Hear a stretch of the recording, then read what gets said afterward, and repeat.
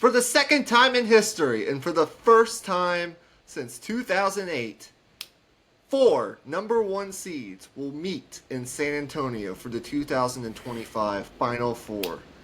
Yes, indeed. It was all chalk in this year's tournament for the most part, as Florida will face Auburn in an all-SEC battle in San Antonio in the first game next Saturday around 5 p.m.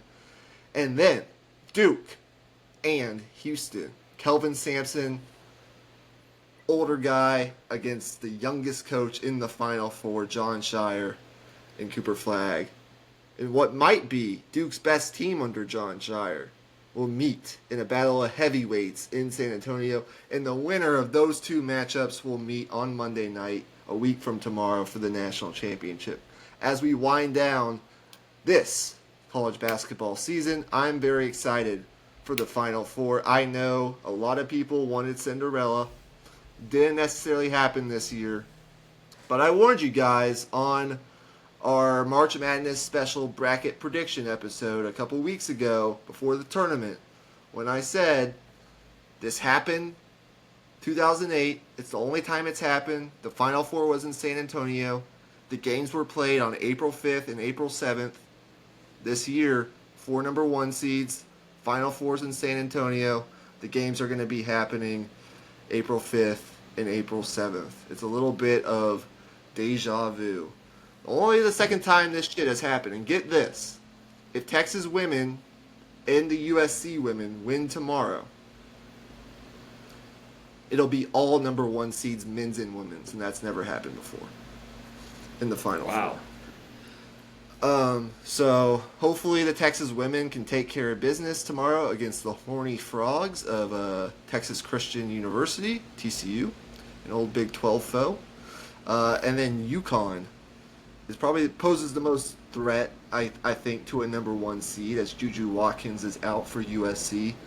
Paige Becker's coming off a 40-point performance against Oklahoma in the Sweet 16. She might be the best player in this tournament. So we'll see what happens, but I'm really pumped for the Final Four. But welcome back to Deep in the Heart of Longhorn Sports, part of the Raw Prospect Football Podcast, here on Sunday, March 30th, around 8 p.m. Central Time. I'm in Houston, Texas. My name is Michael Wein. You can find me on X at Michael_Wein1 on X. And Emmy is joining me, as always, from Austin, Texas. You can find him on social media at Emmy_Nixon, all lowercase. Tonight we got a loaded show. We're going to be talking about some transfer portal action, as the portal has now been open for quite a while, and Texas is starting to narrow in on some targets under their new head coach, Sean Miller. We're going to get you the latest on how this team might come together here in the next couple weeks, and who they're going to maybe bring in for visits, and who might be a big pool, who might be coming back among the people who are eligible to come back, excluding Trey Johnson. As we know, he's off to the NBA. And we'll also talk some recruiting, as things are starting to pick up in Austin on the 40 acres on the recruiting front for the 2026 class. The Longhorns actually picked up a commitment just yesterday along the offensive line, as Kyle Flood starts to build this, what should be a pretty big offensive line class for 2026. So, with all that being said, there's a lot going on. Major League Baseball has started. The Final Four is next weekend. The weekend after that, guess what? We get the Masters. One of my favorite times of year is right now. We're creeping closer towards the NBA playoffs. We've got about 3 weeks until the NBA playoffs. It's honestly a loaded part of the sports calendar, despite what you might think. And then we got the draft right in there as well. So, Emmy Nixon, how are you tonight? I'm good, man. You mentioned all these great things at this time of year, of course, and I might be a little bit of a negative Nancy, I guess, with this, but the only thing that sucks about this time of year is allergies. I've already got the Kleenex on hand just because my nose has just been running uncontrollably all damn day. And, I mean, it's part of it, so, but there's a lot going on for sure. And today, I mean, with Texas basketball, I'll start by asking you this. I know it's a little bit off topic, not to go in too far in depth here, but like, what are your like opening thoughts on just what like how you feel about Sean Miller like a week after the hire's been made? Because you've had a little bit more time to think on it. When we last spoke on it, it had just happened. Yeah, we last spoke on it, and that episode actually just went up yesterday. We're talking here on a Sunday, just went up on Saturday. This episode will go up later in this upcoming week, probably Thursday or Friday. We're recording way in advance here. For me, I think the Sean Miller hire is a solid B+. The big knock on this hire is it's not a huge splash. He's not going to win the microphone. He's not going to win the press conference. He's not a Nate Oates. He's not a big name like a Bill Self, who actually, if Texas has made a call 2 years ago, would have had an interest in actually leaving to come to take the Texas jobs, surprisingly to some people. It's not a Nate Oates. It's not that kind of hire. But what you can say about Sean Miller is he's won everywhere he's been. He's got near a 720 winning percentage in his 20 years coaching college basketball at both Arizona and Xavier. And one of the things I've started to get really excited about with this Sean Miller hire is, number one, he runs an up-tempo offense, and he's generally regarded as a very good X's and O's coach on the offensive end. We saw that at Xavier at times. He made a Sweet 16 run his first year at Xavier, the year Texas beat them in the Sweet 16. And he did it at Arizona.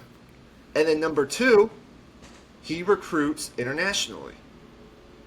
I like that. That's something that Texas basketball has not traditionally done. Especially when you think about the way players are developed over there and how many like international good big men we've seen over the past decade come and play college basketball that come from other countries. We mentioned DeAndre Ayton and Lauri Markkanen. Last podcast. These are the things that I'm pretty excited about. But the reason I think it's a B+ and not an A is because of the recent track record under Sean Miller isn't great when it comes to NCAA tournament success. He's actually missed the tournament more in his last 7 seasons as a head coach than he's made the tournament. And he only has 1 second weekend appearance in his last 7 years. So if you just look at that part of it and where he's coming from, his last 5 to 7 years haven't been, I guess, up to the level that he started out his first 13 years as a head coach, where he did make the second weekend pretty much every other year. He's a made man. I think it's a upgrade over Rodney Terry, but I just don't think it's a home run. Some of these other schools have been able to make home runs, but the timing I don't think allowed for that for Texas. But the more and more I think about it, and the more and more I hear about kind of what they're trying to do in the transfer portal and how much NIL support they might be able to give Sean Miller to build teams year in and year out, I get more and more excited about the hire. So I think it's really good. I'm not trying to be a Debbie Downer, but we have to be honest with ourselves. Like, this isn't Nate Oates that we're talking about. Who's went to a Final Four last year, has been to the second week in 4 of the last 5 years, has built an excellent program at Alabama. And if they hadn't run into Duke, I mean, they might be in the Final Four again. Duke might win it all this year. It isn't a Bill Self necessarily, although he hasn't had all that much success in the tournament the last 5 years himself. So I like it. Well, since we're on basketball, we might as well just get into the portal nuggets. But since you now have had more than a couple of days to think about it since our last episode. What are your thoughts? Well, I think the aggressiveness he'll have to recruit outside of the borders is the main thing. I think that's what Chris Del Conte was probably drawn to the most. And also someone with experience and is like well respected and a well known name across the industry. He's not like a household name, but he's definitely well known within the college basketball community. There's no question about that. And you think about like international prospects, like imagine bringing in a guy like Oscar Wembanyama, for example, who I think is actually going to be, I think he's 18 years old and thinking about playing college basketball, possibly. That's a random name to throw out, but the possibilities of things like that open up when you bring in a guy like Sean Miller, because other coaches just don't do those sorts of things.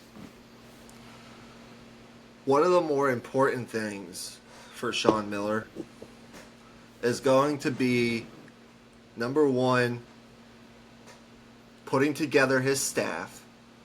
That matters nowadays. Who will he bring over from Xavier? Who will he maybe retain from the Rodney Terry staff? Will he retain a guy like Frank Haith, who's been really important in the development of Texas basketball players over the past who knows how many years, 5 to 10 years, who's been on staff for a long time, going back to Chris Beard. Who will he retain? Who will he bring over? And who can he maybe pull from other programs? What you see a lot of times now in these days of college basketball is when a new coach is hired at a program, they'll often go to the mid-majors and they'll pluck head coaches to be assistant coaches on their staff. And so I'm interested to see if maybe Sean Miller goes that route. But building a staff is going to be important. Number two is retention. Having as much continuity as you can in year one, I think, is going to be really important. If you can bring back a guy like Kendall Weaver, for example, or bring back a guy like, say, Tremont Mark, who I think has an extra year of eligibility. I'm like 99% sure on that. Couldn't you bring back, unfortunately, Devon Pryor has left in the portal. He's already committed to Oregon. But if you can bring a couple guys back, maybe you get back a guy like Jordan Pope who might be able to play a role for you. And then put the right pieces around. Put the right pieces around the guys you retained. I think they have a decent chance of having pretty good success in year one. You can turn things around pretty quickly if you hit on the right transfers and you have the right coach who knows what he's doing. Sean Miller knows what he's doing. He's done this for a long time. If they can build the right pieces and make this roster fit more together, a balanced roster that has good bigs and good guard play, which they haven't had a balance like that since the Elite Eight team a couple years ago, when they had Christian Bishop and Dylan DeSue and Marcus Carr and Serge Jabari Rice and all those guys that made that Elite Eight run. You can turn things around. Look what Louisville did this year. I mean, they went from one of the worst Power 4 teams last year to second place in the ACC. And I get it. That wasn't a great league. It was pretty top-heavy with Louisville and Clemson and Duke. And I guess you could say North Carolina, but not really. But, I mean, they had a lot of success. They were a high seed in the tournament. What were they, like a 8 seed? They probably should have been higher than that, honestly. Yeah. And then Michigan's a great example. 8 wins last year. In the last year under,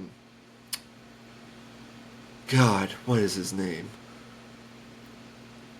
It'll come to me. But now under Dusty May, who coached at FAU. Juwan Howard. Juwan Howard. 8 wins under Juwan Howard last year. Maybe I think the worst team in the Big Ten. You get Dusty May, you get the right coach, you get the right pieces. He brings in Vlad Golden, he brings in Danny Wolf. You make a Sweet 16 run year one. I'm not saying that's what Texas is going to do because it doesn't look like the SEC is getting any worse anytime soon. But could they say next year not be on the bubble and get into the tournament as like a 7 seed and depending on a matchup, if their team fits well together, win a game or two in the tournament? That'd be a great year one under Sean Miller. Let's get into a couple notes on the portal. Are you ready for this? Yeah. So, the first question, one of the questions you asked me, I think it was in our last pod, and our initial reaction to the Miller hire was, will anybody be following Sean Miller from Xavier to Texas? And at that point in time, I thought there was a possibility. The possibility definitely existed, but I wasn't actually sure what the level of interest was. There are two names that you got to keep an eye on here. Really got to keep an eye on here, actually. Dailyn Swain, 6'8" wing. Okay, he's been on some NBA draft radars, but it looks like he's going to play another year in school. He needs to develop a jump shot. He needs to develop his 3-point perimeter jump shooting. He's not a great shooter. So if they were going to bring a guy like this in, they would need to go get a bunch of other shooters because he can't play with a bunch of other non-shooters because that's just not who he is yet. He was a sophomore this year, so he'll be going into his junior year. He knows the Sean Miller system. He's good on the fast break, and he's an excellent defender. One of the best defenders you'll see in college basketball. He visited Ohio State this weekend.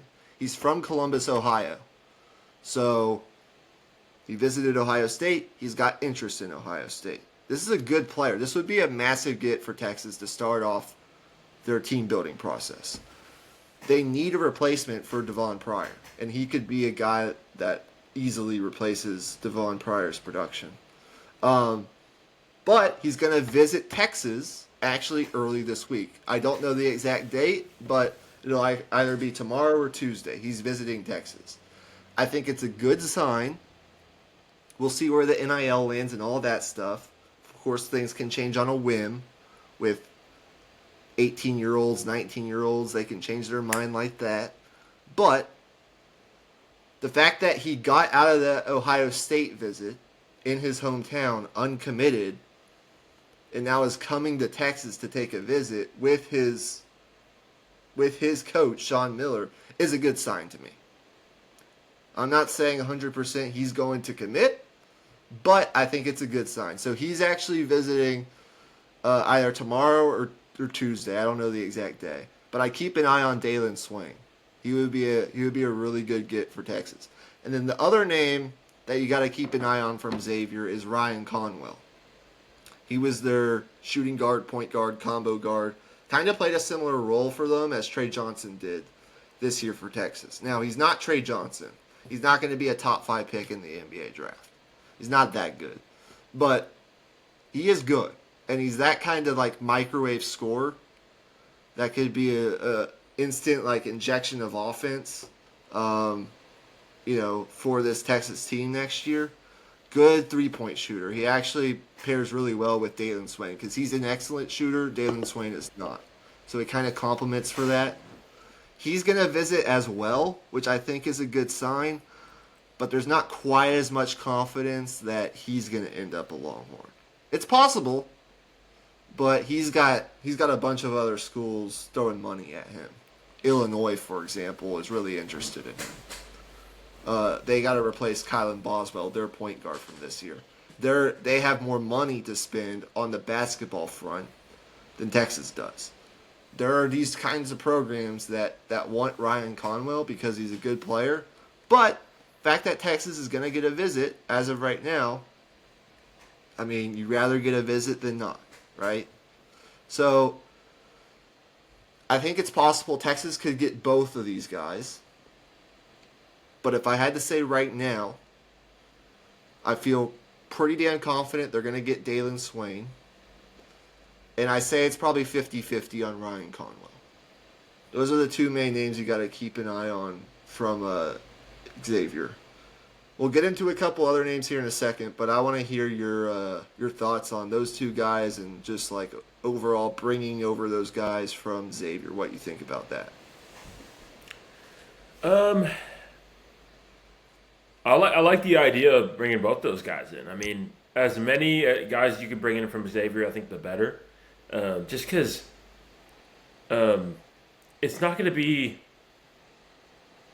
you know, the same kind of transition that Chris Beard and Rodney Terry had, where it was mid-season and Rodney Terry didn't have to go through the portal attrition that Sean Miller is going to have to go through.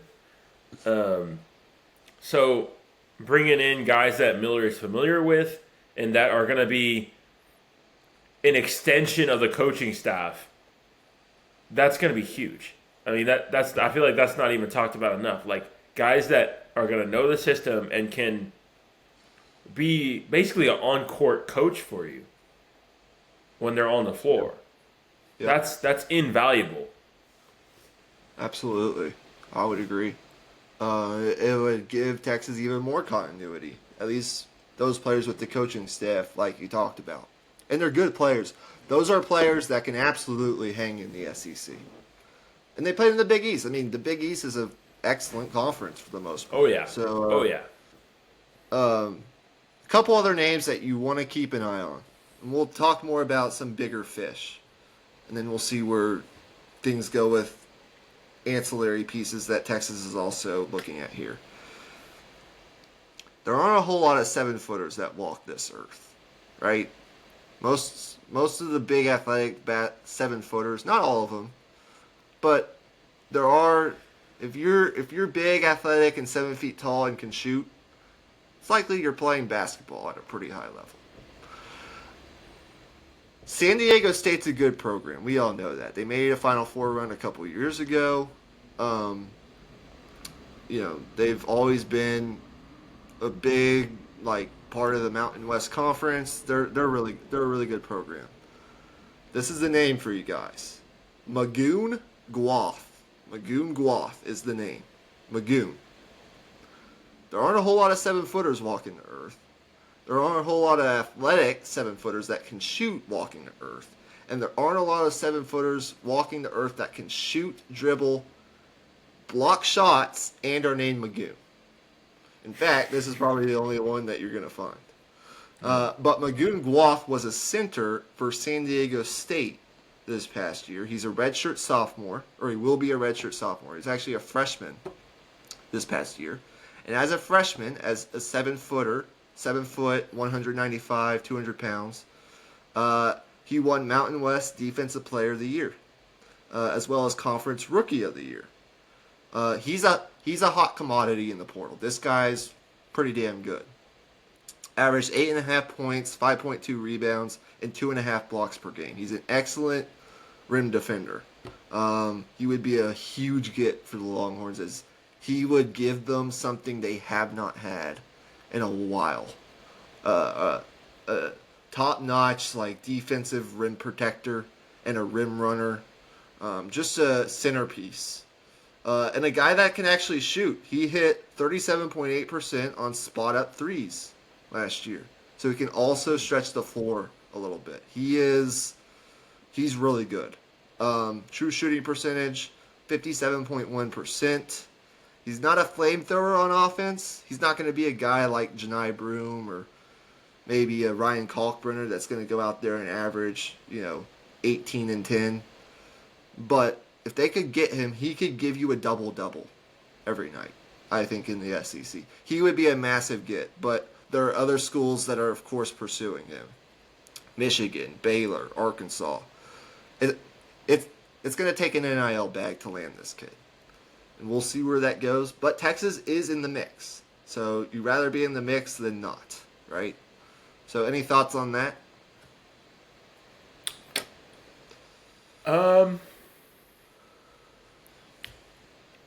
Yeah, I mean, Magoo. Magoon. Okay. Magoon. Not super familiar. I'm not going to add too much on it, honestly. 37.8% from 3. 2 blocks per game, sign me up. I'm there. If if his name was Magoo, that would be even better. That would be even better. The fact that his name's Magoon, Magoo, McShoon, Lakers at 5. yeah. The fact that his name's Magoon, like, just give him $1 million for his name, honestly. But that's a name to keep an eye on. The a couple jersey other sales names, alone, right? I mean, come on. yeah.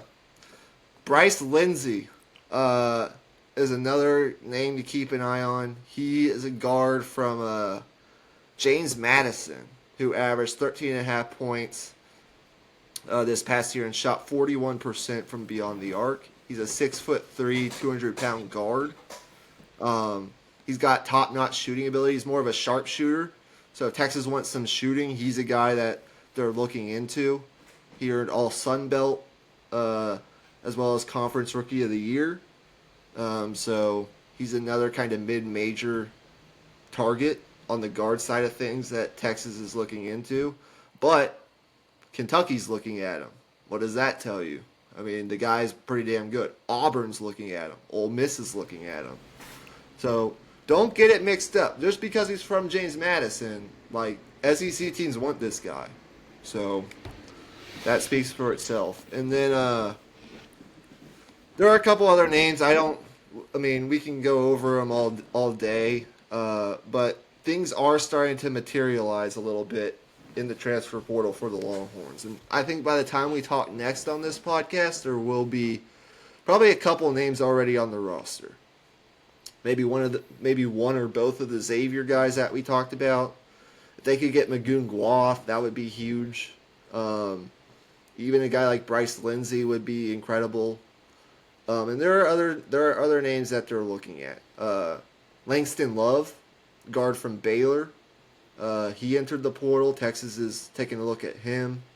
He's dealt with injuries, but he's a good player.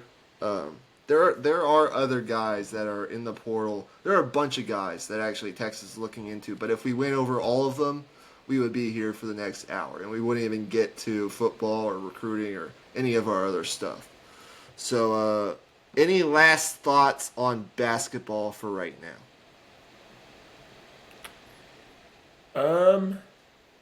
No, I think that covers it all, man.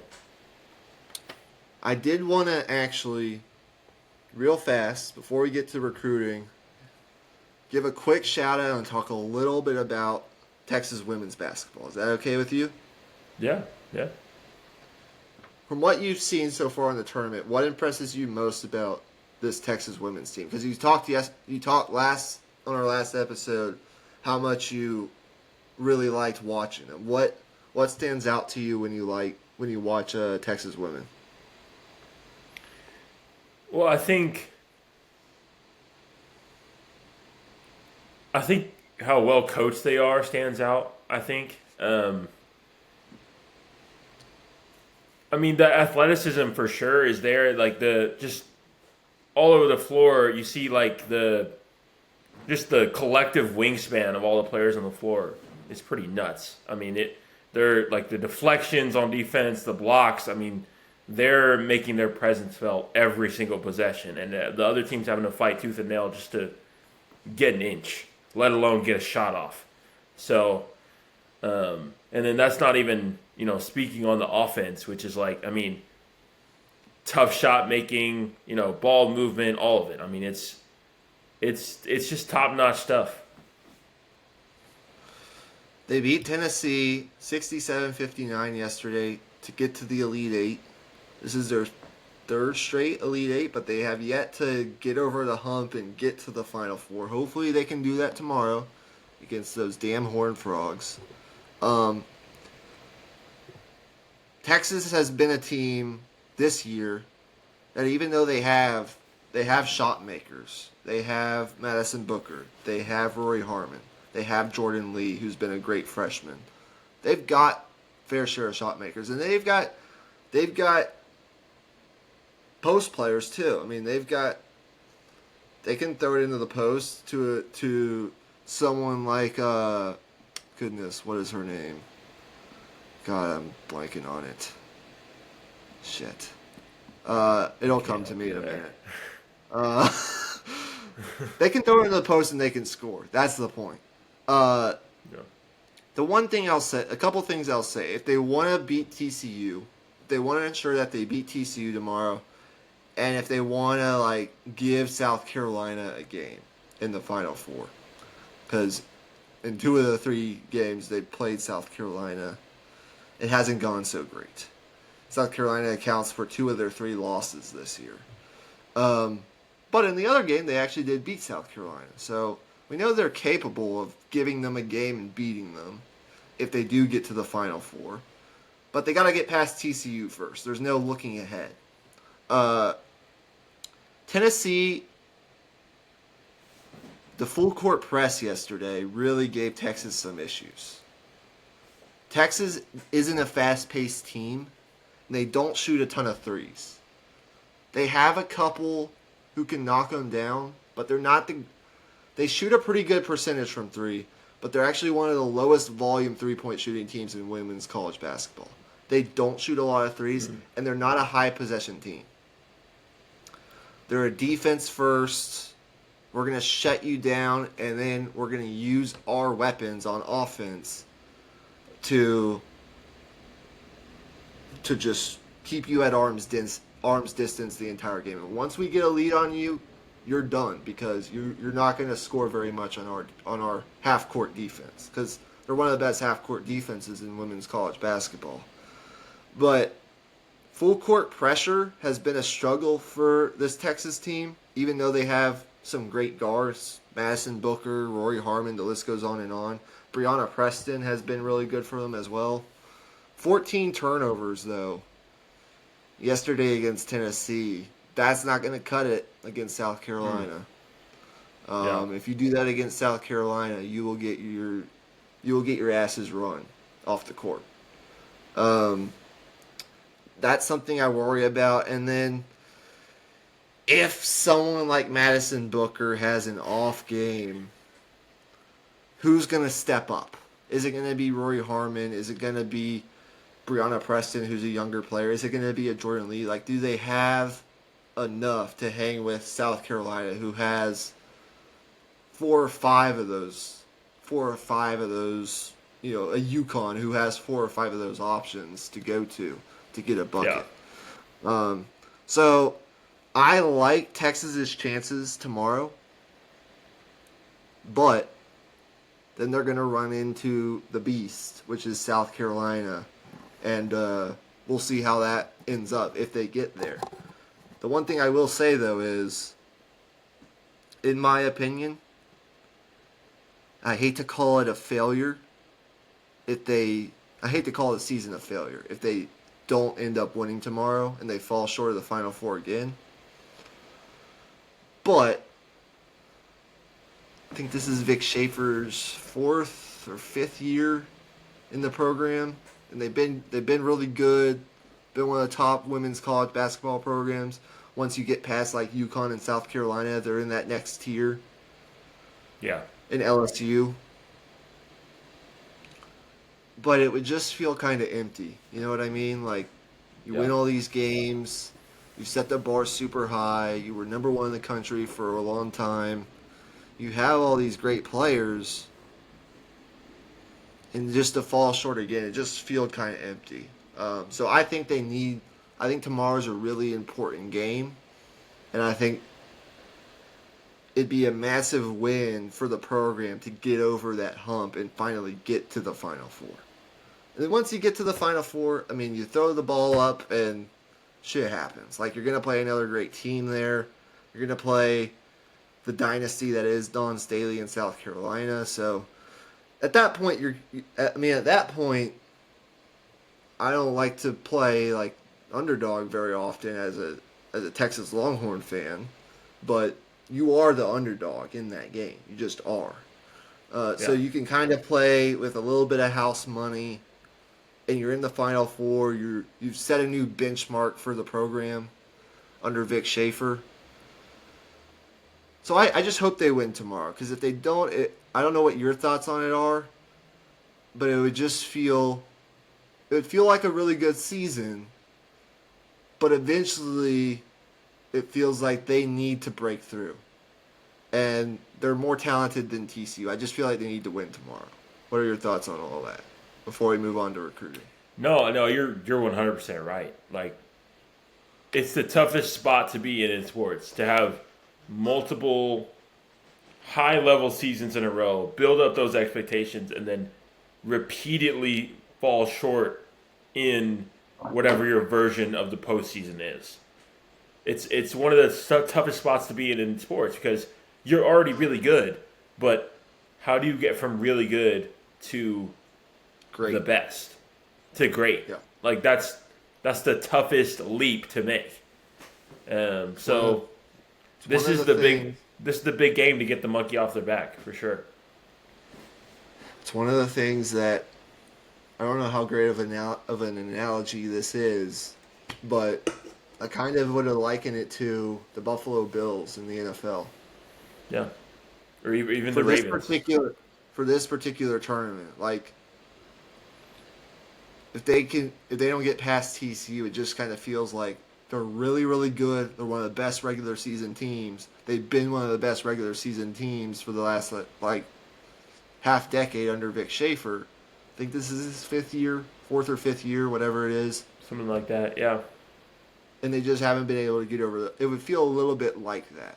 Now, once you get to the Final Four, like Don Staley in South Carolina are the Chiefs, per se, of women's college basketball. Like, that's Patrick Mahomes, that's Andy Reid. I can't believe I'm comparing Don Staley. Anyway, you can't get this anywhere else, guys. You just can't get analogies between women's basketball and the NFL. I mean, the only difference is none of them sound like Kermit the Frog, and none of them eat cheeseburgers after winning a game. You know? Yeah. Or maybe they do. I don't know. Maybe more people would watch women's basketball if they sounded like Kermit the Frog. Who knows? Oh God! No, don't go there, bro. I don't know about that. I don't know that like women's college basketball is in a great place. For sure. Yeah. Maybe we can talk about that at a different date. All right, so we're making good time here. We talked some women's hoops. We've talked men's hoops, and we'll continue to do that. I think on our next episode of Dit Hole, we're of course going to circle back around to spring practice and how that's going. I don't know how much you've been keeping up with the coaching hirings that are happening around college basketball, but we'll talk some about that. I'll send you a list of them way before we do that so you can kind of familiarize yourself. And then we'll talk more about the portal and baseball. Baseball, man, that's baseball team's kicking ass. They continue to kick ass. Yeah. Shout out to Texas. You know how hard it is in your first year in the SEC under a new coaching staff with questions in your rotation to just start out your SEC tenure with 2 road sweeps? Light work. I mean, dude, I live like 5-6 miles from the dish, and I can hear the dingers from all the way over here, man. Just bombs. They're landing in my freaking yard, bro. I don't even have a yard. They're in my driveway. And the funniest thing is, we give a lot of shit to Texas A&M on this podcast. Funny thing is, like, I think since Texas and Oklahoma have been meeting for so long, and there's been this 13-year gap or whatever it's been, where Texas and Texas A&M haven't played a lot, feels like the Texas OU rivalry has been like the number one for Texas fans because they still make fun of they would still make fun of the Aggies for doing funny shit and stuff, but it wasn't like they weren't actually playing, they weren't actually meeting. But now that that rivalry has returned in year one in the SEC, it's just funny. And the things that we all know, the things that kind of make this rivalry even more heated in year one. And one of the things was Texas stole their baseball coach. And look at the contrast of how they've started their seasons. Texas A&M was number 1 in the country. They have all this talent coming back from last year's national runner-up team. They still were able to retain one of their coaches, Michael Early, who was their hitting coach last year. They have all this MLB talent coming back for another year. Jace Lavalette, maybe the potential number 1 MLB draft pick. And they have a losing record. They're 13-14, and they're 1-8 in the SEC. Meanwhile, Texas, who took their coaching staff, took none of their players. They didn't even need any of their players. They said, no, we're fine. We'll just build our own team over here. We've got Jalen Flores. We've got Max Bellew. We've got Adrian Rodriguez. We've got Will Gasparino. We've got Jared Spencer. We've got Luke Harrison. We'll just build our own team over here. Maybe not as many shiny toys over here as you guys have it there in College Station, but we'll just build our own team. We've got Jim Schlossnagle, and we'll just start off 22-3 and 23-3 and 8-1 in the SEC. While you guys are over there with a losing record, 1-8 in the SEC. It's just kind of funny how that works out. Texas continues to big brother the Aggies in pretty much everything. This is abusive at this point. Maybe a little. And I love it. I mean, we're abusing them. That's what we're supposed to do. If you... Well, we're not even going to go that far. Okay. Let's talk some Texas football recruiting for the remainder of the podcast. Let's fucking do I have it, a lot man. on my mind. I don't even know where this is going to go. I don't have a planned direction. I mean, I kind of do because Texas had some visitors on campus this weekend. We'll get into some of those guys. In fact, one of them actually committed yesterday. But then there's all these other targets that I think you would find interesting, especially the tackle class. The tackle class and the offensive line class with Felix Ojo and John Turntine and all these other guys, like, very, very intriguing. But to start out, is there a position or a name that you're thinking about that you want to kind of talk about to start out? Or do you want me to guide this in a certain direction? Well, I think let's start with the most recent news. I mean, we just signed a tackle, right? Yeah, so Nicolas Robertson committed to Texas yesterday. He's a 4-star offensive lineman from Klein High School. Mid 4-star offensive lineman from Klein High School, which is in the North Houston area. He's from the Houston area. Interesting. Texas doesn't get a lot of early commitments, but they take Nick Robertson, who is kind of the prototypical Kyle Flood get, if that makes sense. Like, he is, if you just look at him, he's a big human. Yeah. He's a big human. That's what it's what it's what Kyle Flood wants, okay? 6'6", 330 pounds. I mean, he's a big guy. When I watch his tape, he plays left tackle at Klein. But he does project as more of an inside guy. A guard. Let's just say that. Inside guy sounds kind of weird when you frame it that way. I think he'll start out as a guard. 6'3", 330 pounds. I said 6'6".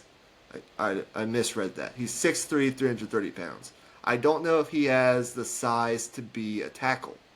But when you watch him on tape, he's a road grader. He's very good in the run game. And he's got decent athleticism. I don't know that I compare his athleticism to what DJ Campbell has. Like, I don't think he's DJ Campbell level. Otherwise, he'd be a 5-star, like DJ Campbell was. But I call him I don't want to call him a poor man's DJ Campbell, but he has a lot of similarities to DJ Campbell. His traits just aren't as developed and elite as DJ Campbell. Yeah. DJ Campbell's a little stronger. He was a little stronger and bigger coming out. But he fits exactly what the staff is looking for on the interior offensive line. I think he'll be a guy, if they can get him at the right weight, he could maybe be a guy that could be a swing guy for Texas if he develops well. Like, he could play some tackle because he plays tackle in high school, but I think he'll mostly play guard. But Texas needs good depth, good young depth. Like, they need to continue to fill the pipeline on the offensive line. Both on the they need guys that can step in on the interior and, at tackle. So this offensive line class, just beyond Nick Robertson, who commits yesterday, is going to be a 5 or 6 man offensive line class. And despite having to commit like 2 solid foundational commitments, they have Max Wright, who's a big tackle, 3 or 4 star prospect, good developmental project. He could maybe, if they develop him right, he could be the next Trevor Gooseby. We'll see. I like the start here, but they're still going to need the super blue chips. They're still going to need the high 4-star and 5-star prospects, and that's where they're going to turn next. This sets a good foundation. Nick Robertson's a good player. He'll be a good interior guy to start out. You have Max Wright, who's a solid tackle. He's 6'7", 3 something. I don't remember his exact height and weight. It's hard to keep up with everything nowadays in recruiting.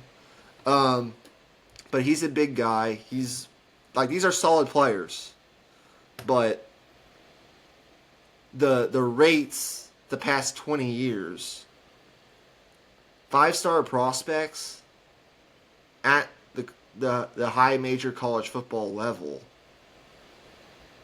convert to being NFL draft picks at more than 50%. And everybody else is like 25% or less.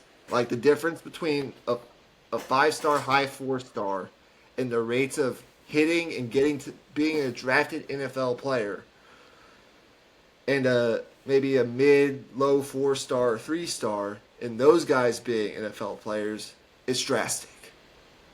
So you still want to get the Felix Ojos, you still want to get the John Turntines to fill out what would be a really good offensive line class. But Nick Robertson, I mean, he's a good, solid, foundational player. He had offers from A&M, LSU, Alabama, USC, Arkansas, and Penn State. A lot of big-name programs in there. So, it's not often that Kyle Flood takes these commitments this early on in the cycle, but Nick Robertson was really fond of Texas and what he saw in his visit this weekend, so he pulled the trigger and he committed. So that's where we stand with that. Any thoughts? No. I think it's a good start. There's a lot more to come. Absolutely. Let's go to a couple other names here. Where do I want to go next? Let's go to the running back position. What was it, like 3 or 4 weeks ago? Texas got their new running backs coach, right? Tashard Choice leaves. He goes to the NFL to work with the Lions. They hire Chad Scott, who we talked a little bit about. He comes from West Virginia. And we still don't actually know what they're going to end up doing in the portal at running back, but I think if there's a guy that enters that Texas likes, they'll take a running back in the spring in the portal. But that has actually nothing to do with 2026. Xavier Conwell. Xavier Conwell, he's an out-of-state back. He's a borderline 5-star. He actually reclassified. That's an important thing here. He's a year younger for his class. So he's actually an up-and-coming junior in high school, but he reclassified to the 2026 class from the 2027 class. He's kind of like a Ryan Williams, who reclassified and is a year younger for his class. He he took a trip to Texas this weekend, spent a lot of time with Chad Scott, and he came out of the visit this weekend really liking the Longhorns. He's from Jackson, Alabama. Never heard of it, but that's his hometown. I know of Jackson, Mississippi. I don't know of Jackson, Alabama. It's interesting. He's from Alabama. So it's been thought that while Texas pursues a guy like KJ Edwards in-state and Xavier Osborne in-state, those are the top two targets. They're in-state guys. They're high 4-star, 5-star prospects. They also have interest in a guy like Xavier Crowell. But since he's from Alabama, the two leaders in his recruitment up until this point have been Auburn and Alabama, the two main in-state schools. But here's what Xavier Crowell had to say coming out of his visit. Quote, Coach Scott literally just arrived like a month ago, and he already has the running back room looking sharp. How does he know that? Well, when these recruits come in during the spring, they get to watch spring practice. So he came in, he watched a spring practice or two, and that was his visit. I just love his coaching style with all the backs, the way he's in the meeting room, going over plays and everything. He spent a lot of time with Trey Wisner and Jarrett Gibson. Players do a lot of recruiting nowadays. They spend time with these recruits and tell them kind of what they... I mean, these players hear everything. Like, Xavier Crowell can go up to Jarrett Gibson and say, hey, show me your NIL contract. Let me see what your NIL contract and how that looks, how that works. You know, he can go up to all these other guys and see, like, how does NIL work? Who, you know, what's it like in season? They can ask players questions. So it sounds good, man. Like, Texas needs, I think, not one, but two, like, really good running backs in this class. I think they're going to take two. If they could get Xavier Crowell and KJ Edwards, I would be blown away. But the good thing is, they lead for KJ Edwards, who's an in-state back from Carthage. And they're in the mix. They're right in the mix for Xavier Crowell. And we've already seen Texas plant their flags in the Southeast. Even before coming into the SEC. We've seen Sark plant his flag in Florida. We've seen him plant his flag in Louisiana. You know, we've seen him plant his flag in Georgia. You know, getting a guy like Justice Terry out of Georgia. You know, Florida, you think about the running back, Jarrett Gibson. You think about CJ Baxter. CJ Baxter. Goodness, yeah. Why can't I think of names tonight? It's getting late. You're good. You think about, you think about Dia Bell. You think about even a guy like KJ Lacey. He's from Alabama. Like, they've planted their flag in a bunch of these states. They're starting to recruit more out-of-state, elite prospects. The good thing is, when Tashard Choice left, Xavier Crowell took Texas off his official visit list for the summer. The next day, after hearing from Chad Scott, the new running backs coach, he put Texas back on his official visit list. Getting him on campus in the spring, along with KJ Edwards, and then getting him back on campus in the summer for an official visit, which is going to be on June 6th. Texas will have 3 official visit weekends in June. It'll be June 6th, June 13th, and June 20th. That's when they'll do a bunch of their heavy lifting in recruiting. That's when you'll start to see a bunch of commitments. But the fact that they're in this with Georgia, Auburn, and Alabama, good sign. I like what I'm seeing at the running back position. Right now, according to On3, he's the number 28 overall prospect in the country. If he stays the number 28 overall prospect in the country, or he moves up, he will be a 5-star. He's the number 2 running back in the 2026 class and the number 3 overall prospect in the state of Alabama. So, E.J. Crowell, or Xavier Crowell, I don't know which one he prefers, but he took a visit, and Texas is maybe not the leader right now, but they're in a good spot for both him and KJ Edwards. So, I like that. Any thoughts on running back? Um, no, I mean, for 2026, I'm trying to think of the timeline right. So the year that they would be coming in, Jared Gibson would be going into his junior year, correct? Correct? Correct? Okay. Okay. Well, if that's the case, I mean, yeah, I think landing two of these guys would be ideal. Yeah. The two main names, two top names, as JB and Osborne is kind of, for now, things can change. He's kind of has his focus other places since Tashard Choice is gone.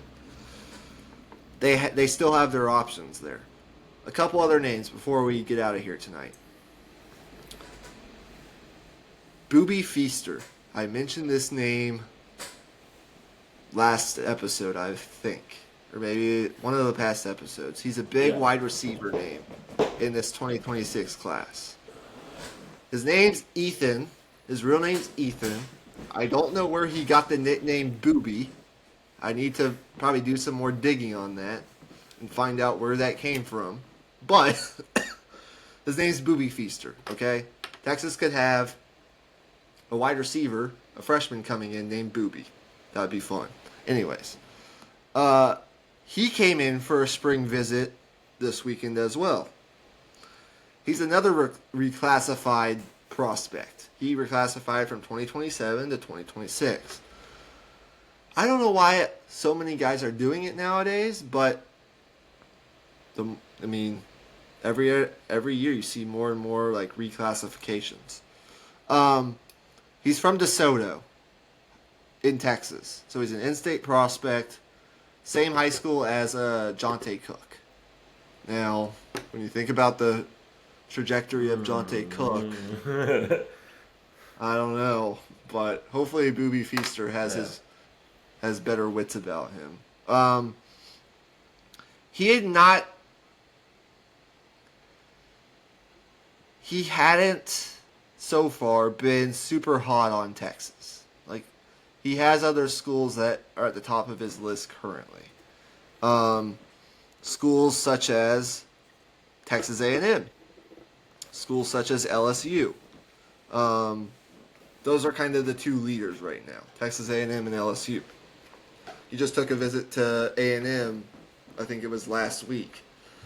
Those are the two leaders. Texas kind of is slow playing this guy because that's just kind of how they do things. Meanwhile, A&M and LSU are throwing money around early. They just operate in two different ways.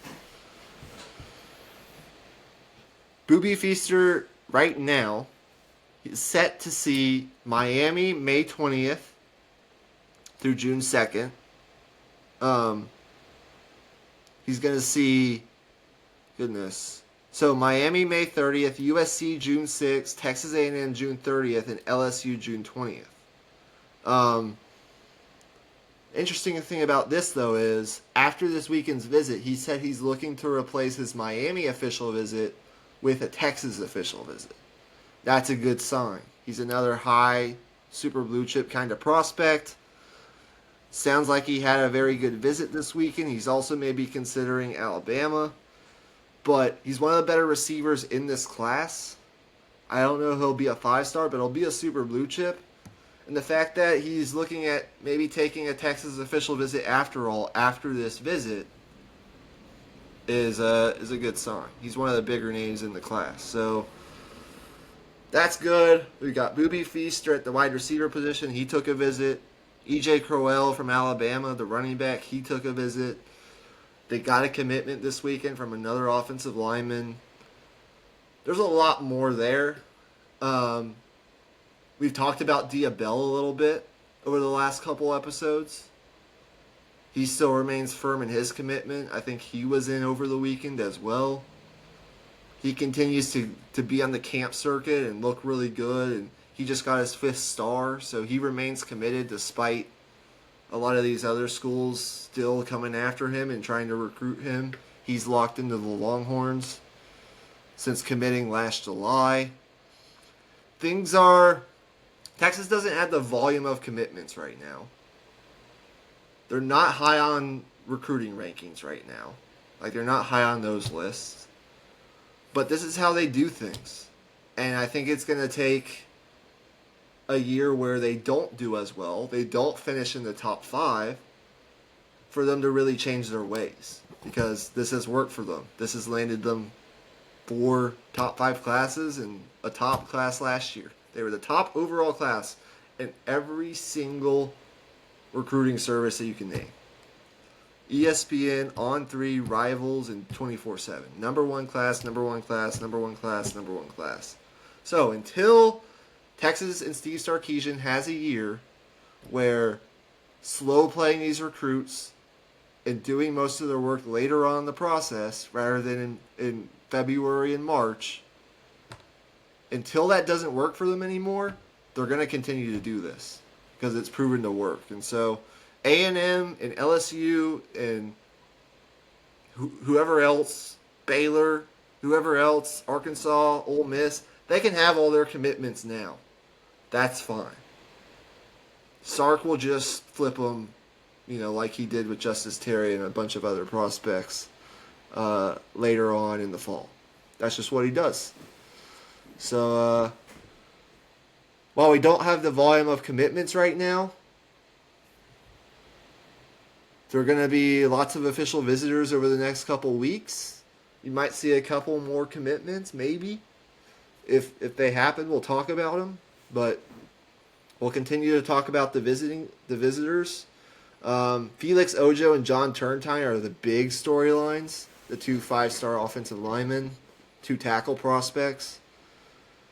Ojo's actually going to be visiting next weekend for an unofficial visit. He just announced that on Twitter earlier. That's big news.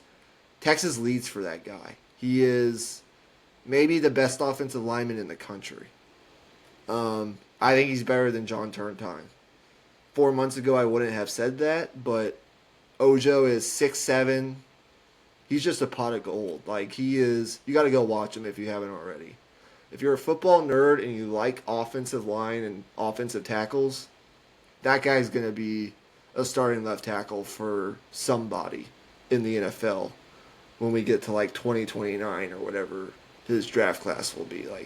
He's going to be great. And I think Turntine has all the tools to be an NFL kind of guy, but I think he, after looking more into him, he might, at the NFL level, project more to an interior guy. Because he's not as big and not as lengthy and long. He doesn't have the long arms and just kind of the prototypical size for an NFL tackle. It's kind of more in the Kelvin. I don't think he's even as big as Kelvin Banks. And so people are starting to question kind of his size and his projection at the tackle position in college. I think Felix Ojo is their number 1 guy right now. And he is a 5-star. So yeah. He's a bona fide 5-star. Texas can get him and add him to Nick Robertson, Max Wright, and maybe even a John Turntine or a Zayden Crimpin, who's another good tackle. That offensive line class, now you're starting to make me horny, honestly, as a Texas Longhorn fan. So it'd be not quite what the 2022 class was with Kelvin Banks and DJ Campbell and Cam Williams. That's 3 NFL players right there. I don't know if they can get 3 NFL players in this offensive line class, but you never know. Alfred's one of the best in the business. So go between now and our next episode, watch Felix Ojo. He is something to behold. But any other thoughts on recruiting, basketball, baseball, college sports, the Final Four, the NCAA tournament, the Masters, the draft, anything else before we wrap things up? Well, I'll say this on an entirely unrelated note, just because I thought it was funny. In F1 last week, Red Bull made a stunning switch. They promoted rookie driver Liam Lawson to Red Bull before the start of the season. Then 2 races in, demoted him and promoted Yuki Tsunoda before the Japanese Grand Prix. Yuki's home race this weekend. So that's going to be absolutely insane. I'm officially announcing I'm a McLaren fan after what I saw before this podcast. Not a bad time to join on the bandwagon, not going to lie. They're probably going to win the Constructors this year. Yeah. Emmy sent me a video where they were they had to guess the mascot, the college mascot, and people know the hook 'em. At least Oscar Piastri and Lando Norris do. So I love that. But they were throwing out names like the South Carolina Teletubbies or whatever. It was hilarious. All over the place. All He over looked the at the place. Stanford logo and he was like, what the fuck is that? Oh, it's kind of valid, not going to lie. Okay, so really fast, as we're approaching the hour mark, and I know it's getting kind of late. Do you work early or do you work late tomorrow? I work early tomorrow. Okay, that makes a lot of sense. Okay, really fast. We're probably not going to have another Deep in the Heart of Longhorn Sports this week, unless I do something solo during the week if news happens, right? But that could happen if Texas gets some transfer portal commitments, and they have a big baseball series this weekend. So there could be a supplemental video at some point later in the week, but this will probably be the main thing for this week. Yeah. Maybe something shorter. And I got to talk to Emmy about some programming things, because I kind of do like, if we're going to have a set time for releasing our podcast, which is what we want to do. It's something that we've talked about behind the scenes. I kind of like having that split between, recording on Tuesday, like recording Dithole and our gut check episode on Tuesday has worked. Like, it's worked. But I do kind of like, on weeks where we can do it, recording Dithole maybe Saturday or Sunday, and then having every piece of our attention on our gut check episodes on Tuesday. Anyway, since we're not going to have an episode probably together on Dithole the rest of this week, Final Four predictions. We've got Auburn in Florida. We've got Auburn in Florida, and we've got Duke in Houston. Who you got? Oh man, I went with Auburn on my original bracket. So I do feel kind of inclined to stick with them. Fair enough. I think I'll go with Auburn and Houston in the championship game. Interesting. Okay, though. I probably never mind. Yeah, go ahead. You're sticking. Is that what you had originally? Auburn and Houston? No. I had Auburn and Alabama originally. Okay, that's right. Yeah, Iron Bowl. I had imagine. And look, Auburn. They're gonna be a word like Auburn and Florida. You can't get much better than that. 2 SEC heavyweights going at it, and what was the best star power? Maybe the best league ever in a season in college basketball history. 14 teams into the tournament. They got 7 teams to the Sweet 16, 2 teams to the Final Four, like 4 teams in the Elite Eight. It was a fantastic season. The SEC won more games in this NCAA tournament than any other conference has in the history of the tournament. I think they're at 21 or 22 wins now. Anyway, that's as good as you can get. You've got Janai Broom and Jahad Pettiford, the young freshman guard for Auburn. You've got Elijah Martin, who's already played in a Final Four, and all those Florida, goodness, can't even think of his name. What's his name for Florida is a fucking menace, bro. Anyway, I can't remember. I can't think of his name. It's like Walter something Clayton. Jr. Yeah. Walter Clayton Jr. Walter Clayton Jr. Like, that's as good as it gets. I personally had Oh yeah. Florida in my original bracket. I'm sticking with that, and I'm gonna stick with Duke. I'm gonna stick with my original championship game. So we'll see what happens, Okay. but No. the final four is look, if you're a fan of if you wanted Cinderella and you don't like the chalk, that's fine with me. Like I said a couple of weeks ago before the tournament started, like if that's what you derive value from in watching college basketball, that's fine. Just don't watch the Final Four. Go do something else. I don't care. But it's going to be those games are going to be something else.